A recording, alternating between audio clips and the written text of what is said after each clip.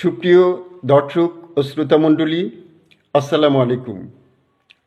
আমি আমার DH Ashrafi Facebook page এবং ডিএচ আশরাফি ইউটিউব চ্যানেলের পক্ষ থেকে আপনাদেরকে জানাই আন্তরিক বিপ্লবিক শুভেচ্ছা ও অভিনন্দন।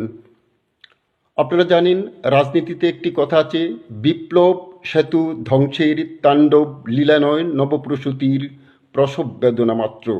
এখন এই প্রসব বেদনার পর যে শিশুটি জন্ম নেবে, যে শিশুটি আগামী দিনের মুক্তির দিশারি এবং মানুষের শান্তির কারণ হয়ে দাঁড়াবে, তাকে রক্ষণাবেক্ষণ করা অর্থাৎ কুচক্রী মহল তথা প্রতি বিপ্লবীদের হাত থেকে রক্ষা করতে হলে রাজনৈতিক নেতৃবৃন্দ এবং ছাত্র জনতাকে কতটুকুন সতর্ক থাকা প্রয়োজন। আল্লাহ আমাদেরকে বিষয়টি অনুভব করার তৌফিক দান করুন, আমিন।